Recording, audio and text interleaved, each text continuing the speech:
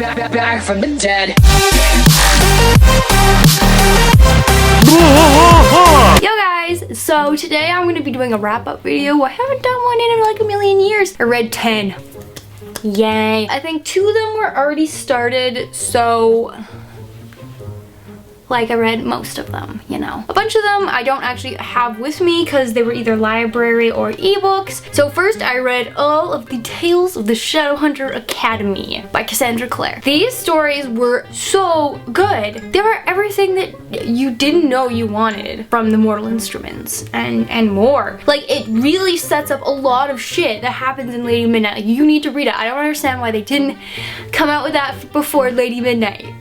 Because I want the physical copy. I will be buying the physical copy. So we have just 10 stories of Simon at the Shadowhunter Academy that is newly opened up in Idris, and it's a shithole, and he meets George. George is his roommate. George, oh, he's amazing. I love that character so much. So good. Would recommend reading all of them. Like, to be honest, I kind of liked Tales from the Shadowhunter Academy like a little bit more than Lady Midnight. Please don't shoot me for that. Like, I just love Simon as a character so much, and like the supporting characters of this story were just super good.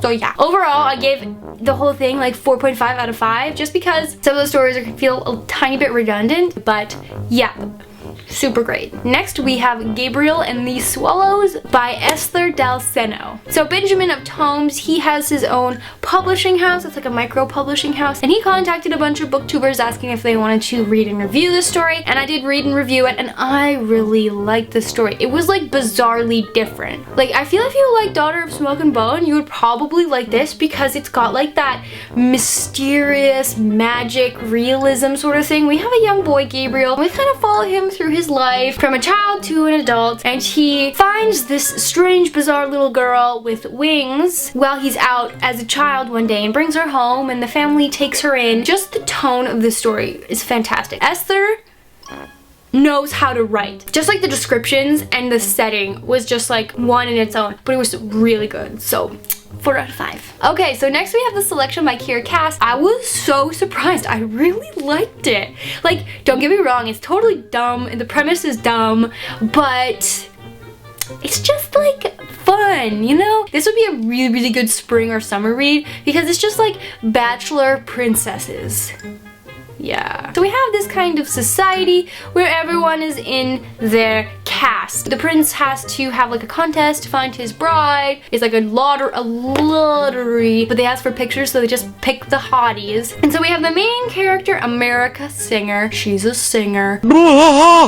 So she's like, nah, I don't want to do it. Nah, I'm a rebel. Nah, I'm gonna friend zone you so hard. I'm gonna bring this on my trip to Mexico and make my sisters read it because I know they'll like it because bachelor princesses. Next we have Lady Midnight by Cassandra Clare, the first book in the Dark Artifices series. And I really liked this book. However, I had a hard time reading it. Like, this is a chunky donkey book. I don't really have a problem with big books, but I thought that the middle of this book was like, I don't know, it was like very exciting beginning, got so enthralled, I was just reading like crazy. I don't know what it was about the middle, but it wasn't like my most favorite thing ever. It was still like good, it wasn't like terrible, but I feel that this could have been like at least 100 pages shorter and it would have told the same story. Know what I mean? The ending though, amazing. I won't do any spoilers, of course. I did not like it as much as the Mortal Instruments or the Infernal Devices. I think those are better right now, but I'm really excited to see where this series is going to be going. As itself though, 4 out of 5. I did really enjoy it. I love the ending so much. Like, I'm so freaking excited for the next book. So excited. Okay, so next we have Uprooted by Naomi Novik. I got this book from the library. Actually, I asked Twitter if I should buy this book or not. I had so many people replying, but in polar opposite. I had like Sam and Sana be like, oh my god, I love it so much, you should buy it, it's so good. And then I had like Connor be like, no, not that great. I was just like, I don't know. So I got it from the library. I loved this book. It was so good. I wish it was a series so hard because there's so much stuff that happens in this story and it's so good. I guess I should tell you what it's about. This story is about a society that lives alongside a cursed evil forest that is just super fucked up and magical, and it will kill you if it can. They have a wizard that kind of protects the area. His name is the Dragon. He is not a dragon. He is a wizard. Every 10 years he takes on an apprentice. It is going to be a young woman who is 16 years old, and he gets her for 10 years. And whenever they come back, they are totally fine. They say that they weren't just like slaves, they weren't abused, but they're very different, very well educated, and they always end up leaving to go to the big city. We have the main character Agnieszka, and she is totally convinced that her bestie is going to be picked and not her, because her bestie is so much more beautiful and so much more giving and kind, and everybody just loves her. But of course, Agnieszka gets picked, and so she has to go live with the dragon, and essentially she starts to learn magic because she shows magical ability. And then just like shit happens, like non-stop, the entire like beginning to middle, you just go. You're going, you're scooting, bud. Just like a bunch of crazy shit happens. And then the end half has a lot better pacing. But I love what happened at the beginning, but there's like, I wish there was more time spent in the castle thing, learning magic with the dragon. But there's just like a lot of conflict. And then we end up with the story just kind of blowing up.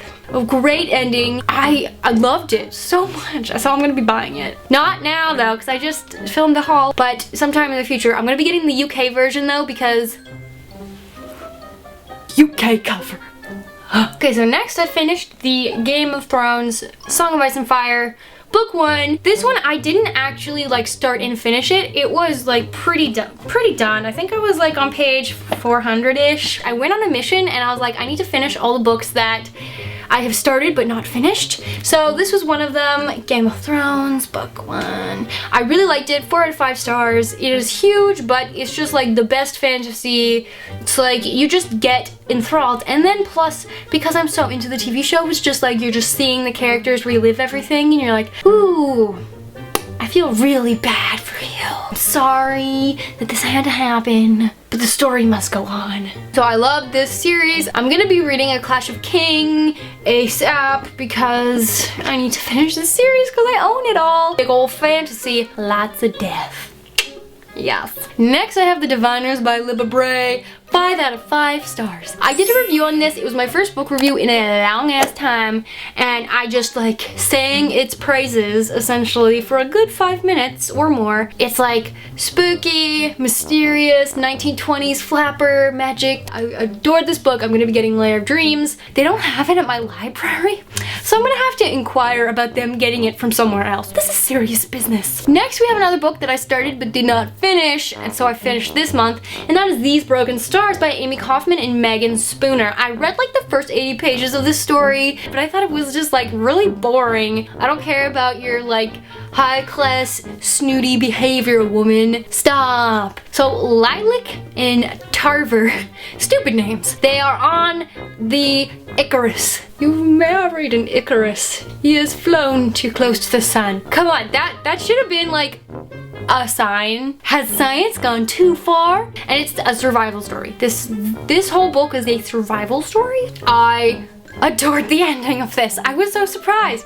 Like, because I was doing the whole like finishing all the books that I've started but not finished thing, I was like, I just have to power through. And after getting through all the really boring bitching, it's good. It's so good. Like, this story goes in so many weird directions, and whoa. Of them on this weird planet, just them, no one survived but them. I heard that the next novels in the series, there's like 2 more, but they're all companion novels, which kind of sucks because I want to see more of what happens here. Like, what the F has happened? Like, good sci-fi shit. Top notch, top notch. Next we have The Madness Underneath by Maureen Johnson. This is the second book in the Shades of London series, which I love. Casey from Dark Readers told me to read this, and I did, and I'm so grateful. So the premise of the series is we have a girl, Rory DeVoe. She's from the South. I can do a Southern accent. She and her family moved to the UK for like work reasons, and so Rory gets sent to this really nice school. She starts seeing ghosts, and she's like, the F is happening. what? Like in the first book, they deal with a Jack the Ripper thing, and it's very spooky and crazy, and so in the second book, it wasn't as good as the first book, I must say. I feel that this suffered from second book syndrome. It like tied up the problems in book 1 and then set up for the problems in book 3. It was good. I gave it like a 3.5, but I really want to read the next book, Name of the Star, and I want to see what's up because like cliffhanger endings much. Sorry if that's not a spoiler. Saying it's a cliffhanger, is that a spoiler? Let me know. I'm sorry if that is. Okay, and the last book that I finished in March, These Vicious Masks by Taryn Shanker and Kelly Zekas. This fell short for me. I did not like this book very much. Like, I liked it enough. I loved the idea of this book, but the execution of what was happening fell super short. And the ending, I didn't like. I thought it was like, what? Out of nowhere. I won't spoil anything. Evelyn and Rose are sisters. Evelyn is the main character. Her sister Rose gets kidnapped, probably for her magical powers that are secret and no one knows about. And it's like Victorian London, which I love. Mysterious, dark horror story vibes. It was just like this weird love triangle thing that I didn't like. It was just very stilted and like not what I would have done, but weird stuff. I wish I didn't buy it full price. Just saying. But yeah, I don't know. I feel this was like soap opera-y. So maybe that's why I don't like it. I don't know. Maybe I'm biased, but yeah.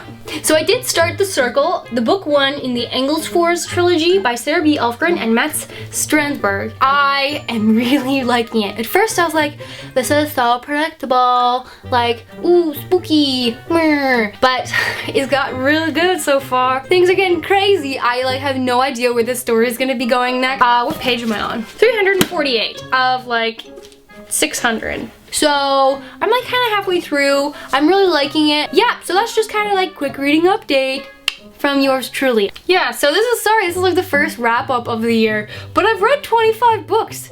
So A+ me. But yeah, let me know in the comments below what you guys read this month because I'm really excited to know. And if you disagree or agree with any of the opinions that I hold on the books that I talked about, definitely let me know because I love kind of talking about differences of opinion. But my name is Sarah. Thank you guys so much for watching my video, and I will see you guys later.